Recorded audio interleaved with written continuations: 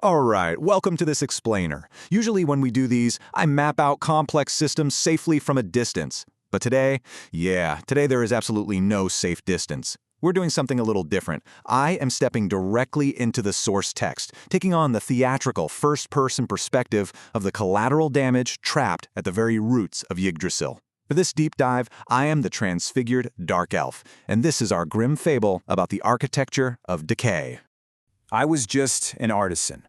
For centuries, I spent my days with my hands heavy and hard, touching the poisoned, pitch-black heart of the world tree's roots. I remember looking up into the brewing storm. I did not see salvation. I saw the sky breaking apart. Flesh frayed, fires froze. A sudden, savage strike shattered my sternum. You see, the cosmic seed, plummeting from the highest branches of the world, slammed directly into my chest. It was a crushing, catastrophic impact. Literally a brutal baptism of broken treaties and blinding ego. Part 1.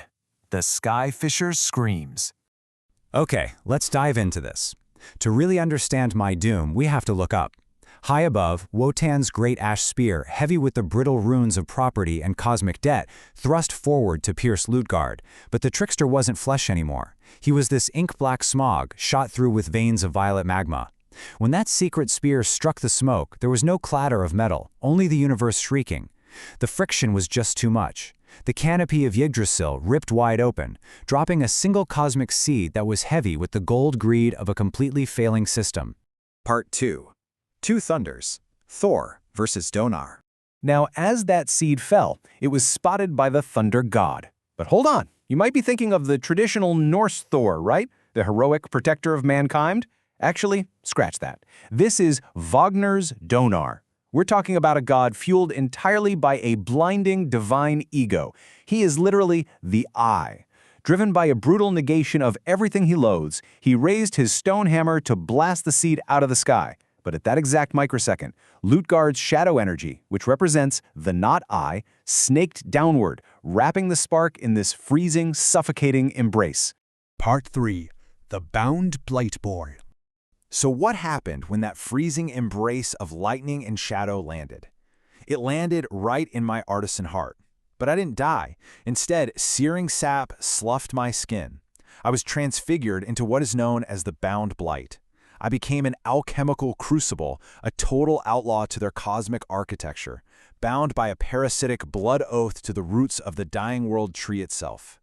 The physical toll, it was just beyond language. My veins pulsed with violent blue electricity. My skin peeled off like wet charcoal.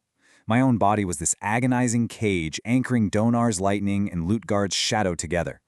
I was constantly burning up, yet somehow entirely frozen in the dark. Part 4. Grim Gods Gather. Now, what's really interesting about how these elements map out is what it turned me into. Through the choking ash rain, Wotan and Donar descended, while Lutgard just watched from the tree line with these weeping, fiery eyes. Look at the breakdown here. I wasn't a person anymore. I was a living document of their failure. Wotan provided the world tree, which was the parchment. Donar provided his blinding lightning, the spark, and Lutgard, with his cold shadow smoke, provided the ink. I was literally the physical ledger of their cosmic deaths, written in meat and lightning. Part 5.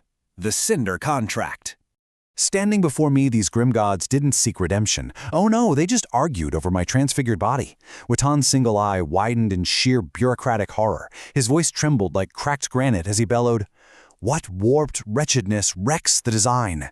The runes reject this wretch. He is an outlaw to the architecture of the world." Then, from the tree line, you hear Lutgard. He's laughing from a dozen places at once, his words spitting like damp logs.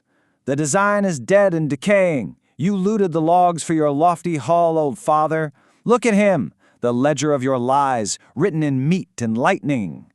And Donar? He stepped forward, knuckles completely white with rage, showcasing that blinding divine ego. He roared, "It is a base, breathing blight. It bears the breath of beasts and the Nibelung's horde. Hand me the hammer, father. I will crush this cursed clay to dust before it darkens our doors." I raised my head. My voice was this hideous, layered drone, half thunder and half brush fire. "Strike me, savage Stormbringer. Every fierce fall of your hammer fractures the foundations of your own hall. The Cinder's contract is sealed. I feel your fury pacing inside me, feeding the foul smoke that suffocates you. He wouldn't listen. Blinded by his own ego and the suffocating hypocrisy of Wotan's law, Donar screamed, "I hold no parley with pests. If my lightning must level my own legacy to purge you, then let the high heavens fall here, today." I delivered my final fatalistic warning with cold certainty. Then strike, kingly fool. The oath is sworn, the venom fills the vessel. When your heavy hammer finally falls, it will not cleanse the earth. It will ignite the thorn in my chest, and Valhalla will be swallowed in soot. Part 6. Valhalla swallowed in soot. And he did it. Donar aimed directly at me. Okay, picture this apocalypse in slow motion. In the first microsecond, his hammer fell with the weight of a dying star. In the second, pure lightning struck the volatile shadow energy trapped in my chest. By the third microsecond, that cosmic seed blossomed instantly into the Twilight Thorn, a massive, towering spire of electrified obsidian shooting upward. And in the fourth microsecond, it impaled the god's home from below. The golden pillars splintered. Valhalla just exploded from within. There was no redemptive light in that collision. The final image of those grim gods wasn't one of heroic tragedy, it was just absolute suffocation.